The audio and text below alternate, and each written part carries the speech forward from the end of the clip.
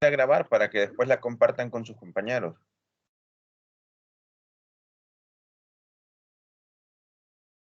Ya estoy grabando.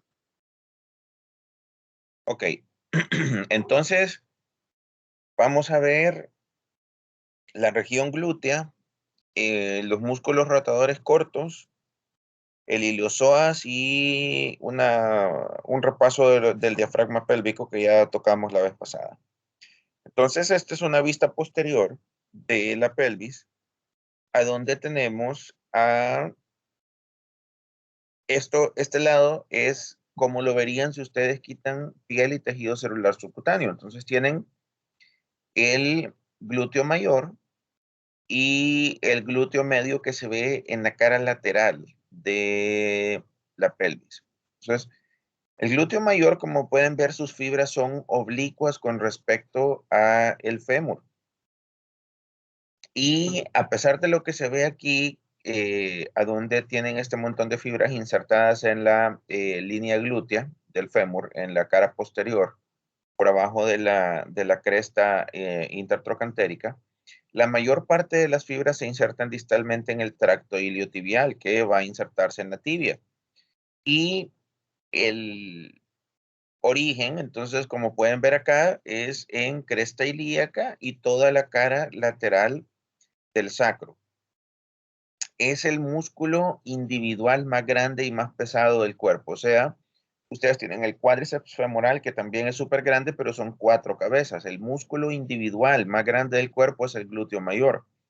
Y es así de grande y potente porque necesita poder levantar el peso completo del cuerpo. Entonces, si ustedes, por ejemplo, suben una grada, cuando ustedes levantan el pie el que sube primero, después el glúteo mayor va a tener que cargar el peso del cuerpo y elevar todo el cuerpo para dar el siguiente paso hacia el siguiente escalón. Entonces es un músculo súper potente. En cambio, el glúteo medio es un músculo mucho menos potente que ustedes pueden ver sus fibras son verticales con respecto a el fémur. Y eso significa que la fuerza que hacen es en dos sentidos, hacia arriba y hacia afuera. Por eso es un abductor. De hecho, es el principal abductor de la cadera. El glúteo mayor es el principal extensor de la cadera. O sea, lleva de la flexión a el muslo hacia atrás, hacia neutro o hacia extensión. El glúteo medio, entonces hace abducción, pero también hace una función importante, que es cuando ustedes se apoyan, por ejemplo, en este caso, con el pie izquierdo y levantan el pie derecho, entonces este lado se queda sin apoyo. Y lo normal sería que este lado se caiga, porque no lo están apoyando. Entonces, quien levanta este lado para que la cadera no se caiga es el glúteo medio.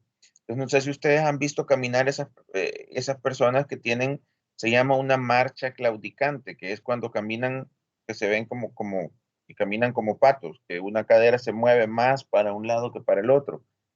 Eso es provocado por una debilidad del glúteo medio, que no puede mantener la cadera en su lugar cuando pierde el apoyo en ese lado.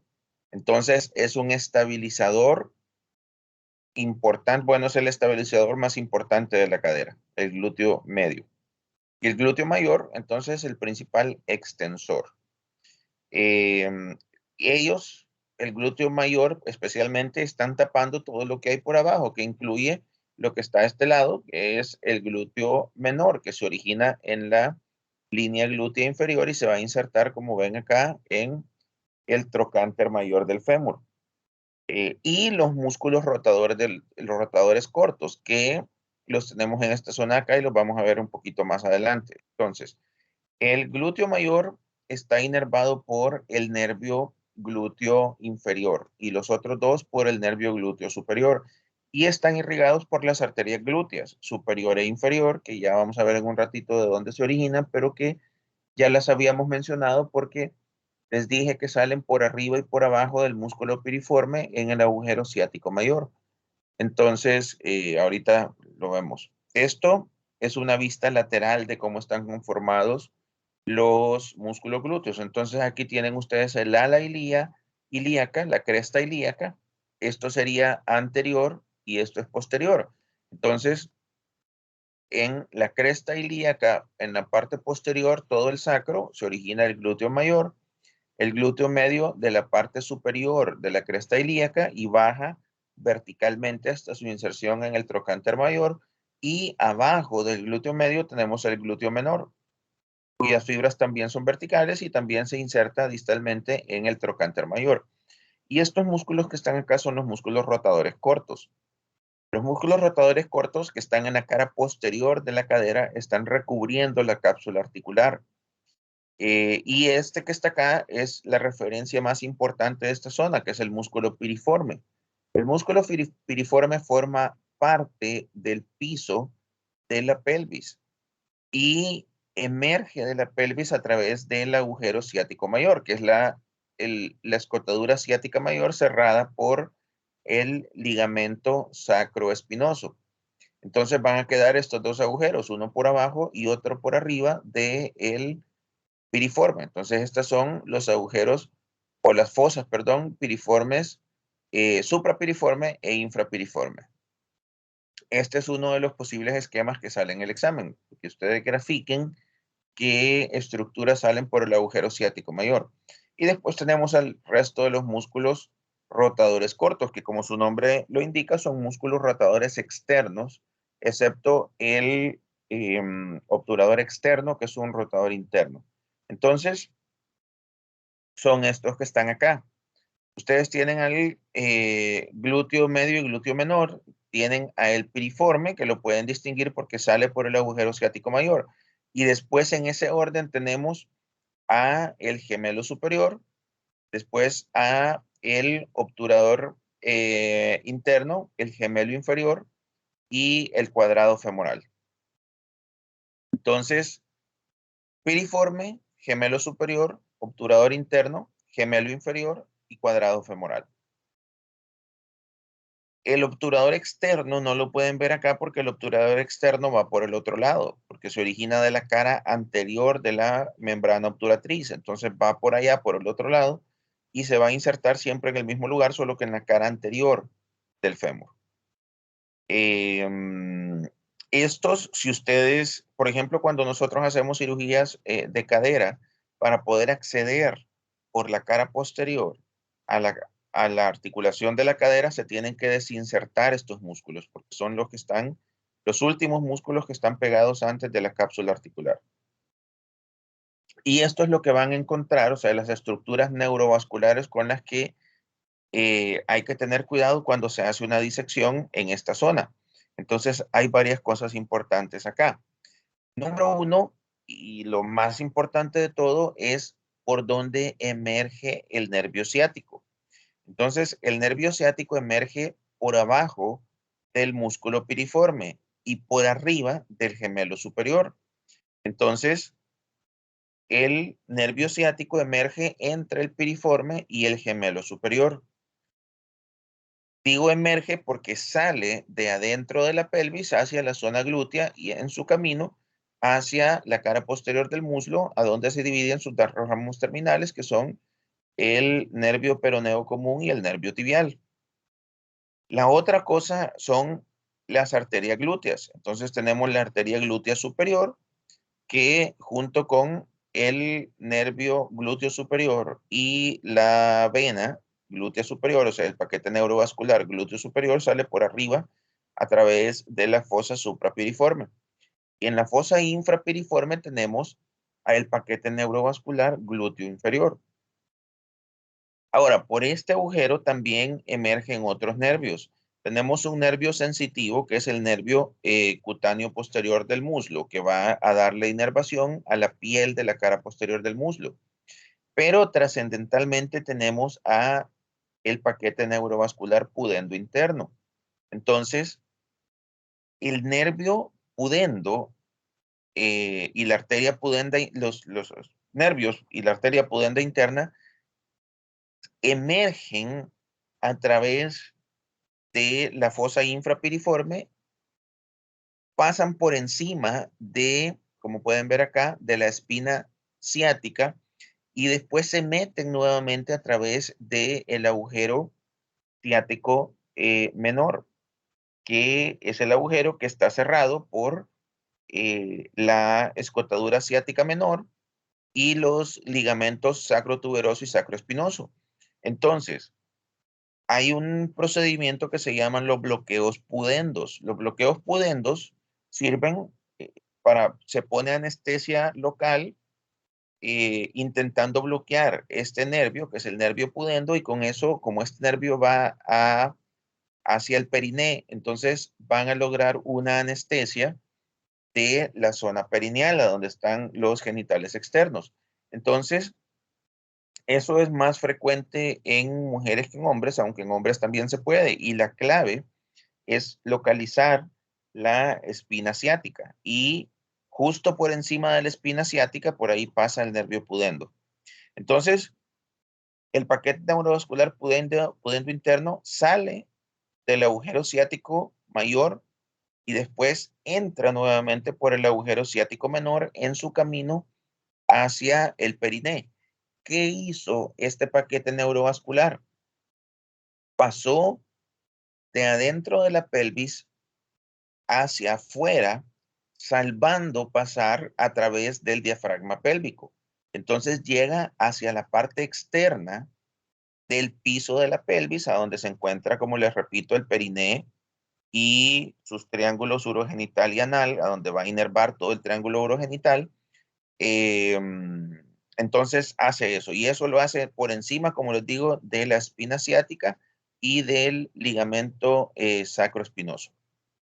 Entonces, ese es el contenido de las fosas suprapiriforme, infrapiriforme y del agujero ciático menor. Doctor, Dígame. ay, disculpe, pero ¿puede repetir lo que pasa por la suprapiriforme? Por la suprapiriforme pasa el paquete neurovascular glúteo superior, que incluye la arteria, vena y nervio glúteo superior. Solo ese. Solo eso. Y Ok. en el caso, la infrapiriforme, que es mucho más grande, por ahí pasa el paquete neurovascular pudendo interno, el nervio para el obturador interno, el paquete neurovascular glúteo inferior y el nervio cutáneo femoral posterior y el más importante de todos, que es el nervio ciático. Entonces, Ok. contenido mucho más grande en la fosa infrapiriforme. Entonces, ahora nos vamos hacia adelante. Y aquí lo que tenemos es el músculo iliosoas. El iliosoas es un músculo que está compuesto principalmente por dos vientres musculares. Este que está acá, que es el psoas mayor, aunque tenemos un psoas menor chiquitito que se parece al palmar mayor porque tiene un vientre muscular pequeño y un tendón largo, pero este tendón no va hacia el tendón común del iliosoas, sino se queda reforzando el ligamento inguinal y la banda iliopectínea, que es una estructura que vamos a ver más adelante. Entonces, tenemos principalmente dos vientres musculares, el psoas mayor, que como pueden ver acá, se origina de las apófisis transversas de las vértebras lumbares y forma un macizo muscular que se va a unir con el ya mencionado músculo ilíaco, que se origina de la cara interna del ala ilíaca, en la fosa ilíaca. Y como pueden ver ustedes acá, entonces se va a unir en un solo vientre muscular que se llama el músculo iliosoas, que pasa por abajo del ligamento inguinal. Entonces, el ligamento inguinal, que ya habíamos dicho que se origina en em, cresta, la espina ilíaca anterosuperior y se inserta distalmente en el tubérculo del pubis, está dividido en dos partes, o el espacio que queda por abajo está dividido en dos partes. Y esa división la hace el arco iliopectíneo, que es este ligamento que está acá. Entonces nos va a dividir el espacio retroinguinal, que es el espacio que está por atrás del ligamento inguinal, en dos lagunas. La laguna muscular, que es por donde pasa el iliosoas, y la laguna vascular, que es por donde pasa la arteria y la vena femoral, y hay otra estructura acá que se llama el canal femoral. Por la laguna muscular, además, va a pasar el nervio femoral, que es el nervio que se dirige al compartimiento anterior del muslo. Entonces, el ligamento iliopectíneo queda en medio de los dos. El iliosoas pasa por la laguna muscular, forma un solo tendón conjunto que va a insertarse, como ven aquí, en el trocánter menor.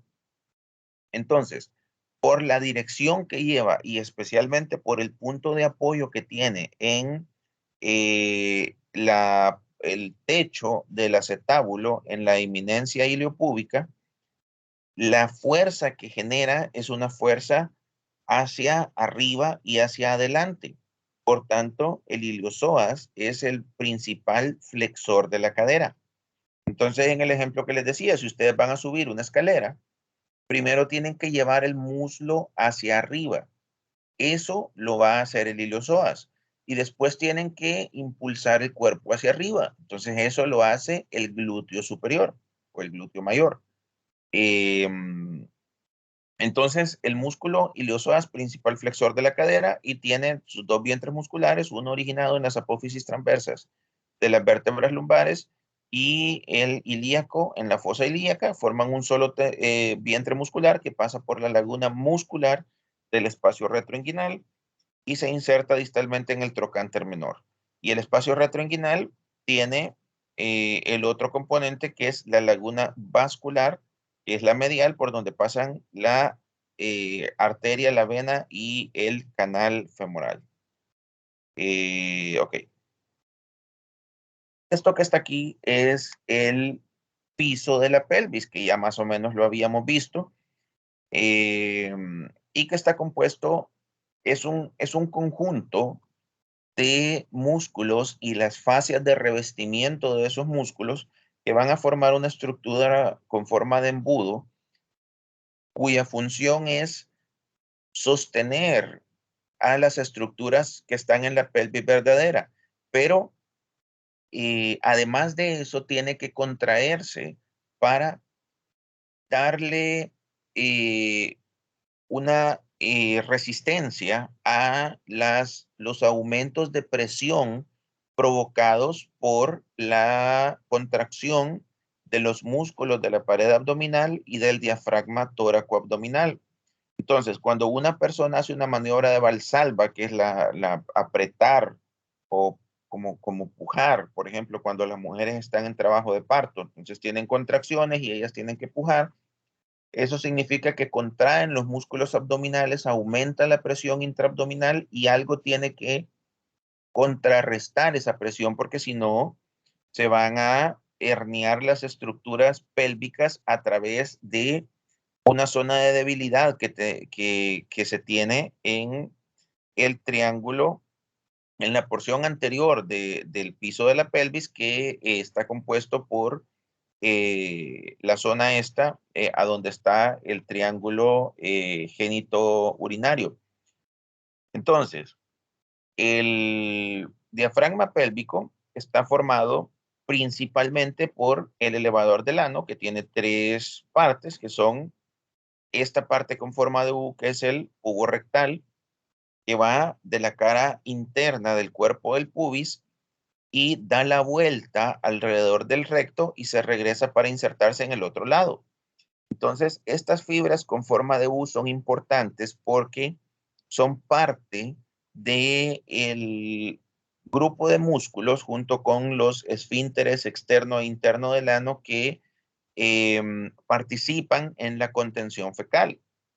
Porque ya vamos a ver en un slide un poquito más adelante, traccionan a el recto, provocando una angulación que impide o por lo menos dificulta que haya pérdida de material fecal en un momento en el que ustedes no tienen relajado el diafragma pélvico.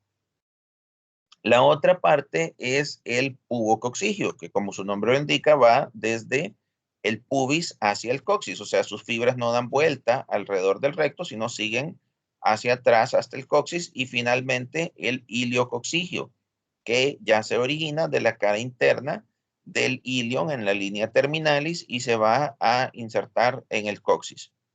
Después tenemos la otra parte importante, que es el músculo coccigio. El músculo coccigio se origina de las espinas isquiáticas y se inserta en el coxis. Ahora, hay otro componente importante, que es el músculo piriforme. El músculo piriforme, que se origina en el sacro y va, como ya hemos dicho un montón de veces, a dirigirse hacia el agujero ciático mayor en su camino a insertarse en las líneas que se desprenden del trocánter mayor del fémur. Entonces, en la cara posterior, el piriforme también es un componente importante, y adelante tenemos esto que está cortado acá, que es el obturador interno, que también sirve como parte de las paredes laterales del diafragma pélvico.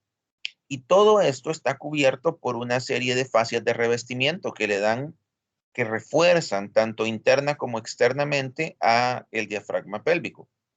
Entonces, en el centro de esto tenemos un espacio a donde se encuentra esa zona de debilidad, em, que es el espacio urogenital, que está perforado en el caso del hombre por dos estructuras, que son la uretra y por el recto. Y en el caso de una pelvis femenina, está perforado por la uretra, atrás de ella la vagina y después por el recto.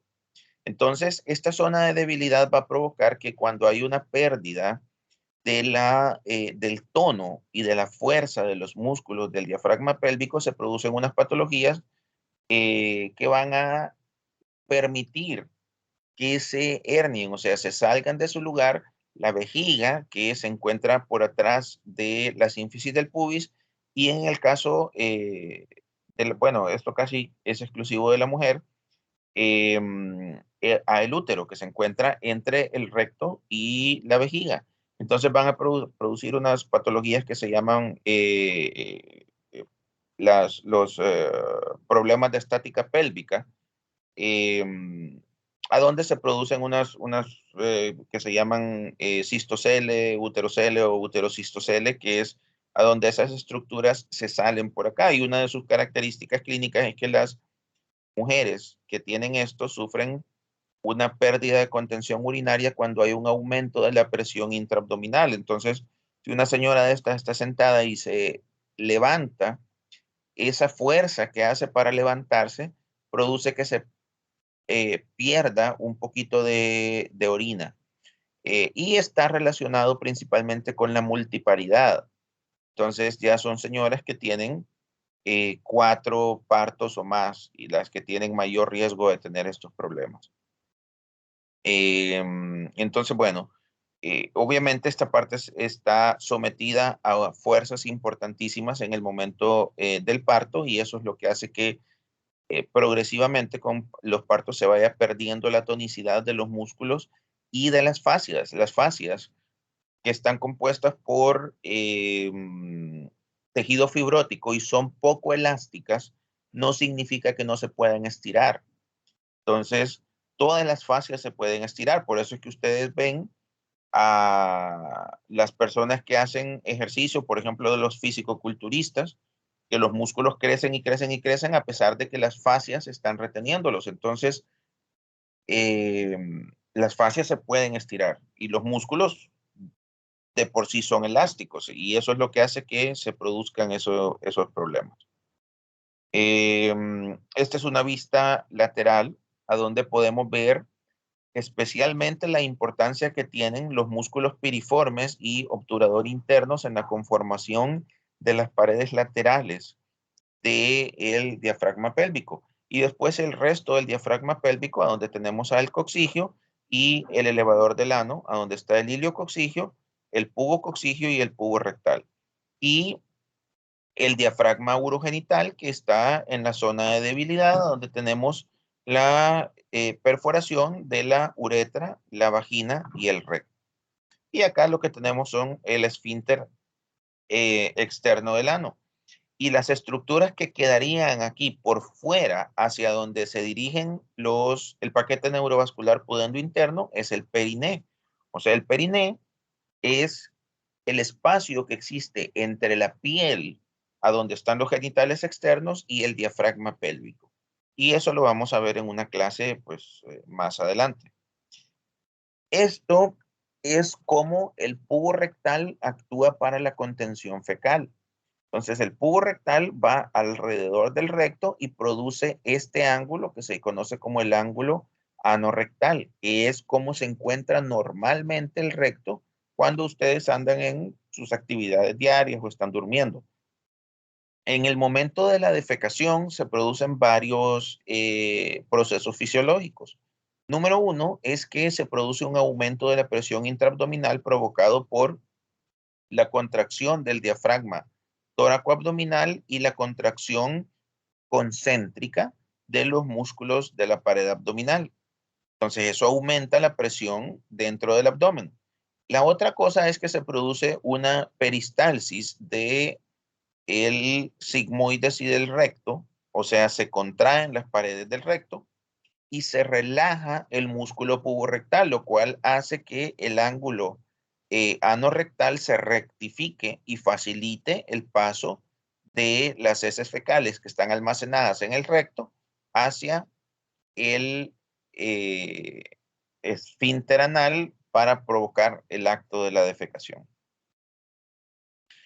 Y la otra cosa que les quería mencionar en esta clase es más o menos cómo está irrigada esta zona. Entonces, nos habíamos quedado ahí arriba en el arco de la aorta. Entonces, el arco de la aorta o el callado aórtico pasa a convertirse en la aorta descendente o aorta torácica, que cambia de nombre a aorta abdominal en el diafragma tóraco-abdominal, que es esta arteria que está acá. Entonces, esta es la aorta abdominal, que se va a dividir en sus dos ramos terminales, que son las arterias ilíacas comunes derecha e izquierda. La arteria ilíaca común derecha e izquierda se va a dividir cada una en dos arterias, que son la ilíaca externa, perdón, la ilíaca externa y la ilíaca interna. La arteria ilíaca interna va a entrar a la pelvis verdadera para dividirse y dar una serie de ramos que están divididos, categorizados en dos tipos: los ramos viscerales y los ramos parietales. Dentro de los ramos parietales tenemos estas arterias que van hacia posterior. Todas las arterias que van hacia la pared están dirigidas hacia posterior. Entonces tenemos en ese orden de superior a inferior, a la arteria iliolumbar, a la arteria sacra lateral, la glútea superior, la glútea inferior y la arteria pudenda interna. Esas son ramas parietales. La arteria iliolumbar se va a dirigir hacia línea media medio-lateral, a la cara anterior de las articulaciones sacroiliacas. Después tenemos a las arterias sacras laterales que, como pueden ver acá, van a dar unas ramas que emergen por los agujeros vertebrales del macizo sacro. Entonces va a irrigar el sacro y la cara externa del sacro. Las arterias glútea superior e inferior, pues ustedes ya las conocen, pasan cada una por arriba y por abajo del músculo piriforme. Y la arteria pudenda interna, que ya la habíamos mencionado, que sale de la pelvis a través del agujero infrapiriforme, pasa por atrás de la espina isquiática y vuelve a entrar ya no a la pelvis, sino a el periné, a través del agujero ciático menor. Y después tenemos a las arterias viscerales. Las arterias viscerales las vamos a ver con mayor detalle en el tercer parcial, pero tenemos a la arteria rectal media, que la arteria rectal media es una de las tres arterias que irrigan el recto. Tenemos una rectal superior, rectal media y rectal inferior que vienen de lugares diferentes. Entonces, de las tres, la única que viene de la arteria ilíaca interna es la rectal media. Tenemos a la arteria uterina, que la arteria uterina, pues obviamente va a proveer irrigación a el útero. Tenemos y la arteria uterina obviamente no existe en el hombre y en el hombre se ve sustituida por la arteria del conducto deferente, que es la arteria que va a irrigar el conducto deferente, que es el conducto que viene desde el epidídimo, que es la continuación de los testículos y por donde discurre el semen en el momento de la eyaculación. Tenemos a la arteria vaginal, que en el caso del hombre se ve sustituido por la arteria vesical inferior. La arteria vaginal entonces va a irrigar los 2/3 superiores de la vagina. El tercio inferior de la vagina está irrigado por las arterias pudendas interna y externa. Y finalmente tenemos a la arteria obturatriz, que va a salir a través del agujero obturador y va a ir hacia el compartimiento medial del muslo para irrigar a los músculos aductores que se encuentran ahí. Y la arteria vesical superior que va hacia la vejiga. Entonces, esas son las ramas parietales hacia posterior y viscerales hacia anterior de la arteria ilíaca interna. La arteria ilíaca externa, como les decía, pasa sin dar ramas importantes hacia la pelvis. Las ramas que da son hacia la pared, que las vamos a ver en la siguiente clase, hacia la pared abdominal y hacia la pared pélvica, y es la que, una vez que pasa por el ligamento, por abajo del ligamento inguinal, por la laguna vascular, va a cambiar de nombre para convertirse en la arteria femoral. Ok, entonces eso es esta clase que era lo que habíamos quedado de ver ayer. Entonces, en la clase de mañana vamos a ver lo que estaba programado originalmente ver mañana, que son los músculos del muslo, compartimiento anterior, posterior y medial del muslo, y qué es lo que vamos a ir a ver el viernes a la necroteca. ¿Preguntas de la clase de hoy? No, doctor.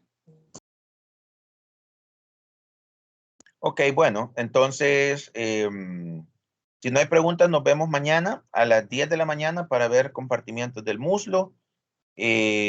Pásenle por favor la grabación a sus compañeros y disculpas por la variación de la clase, pero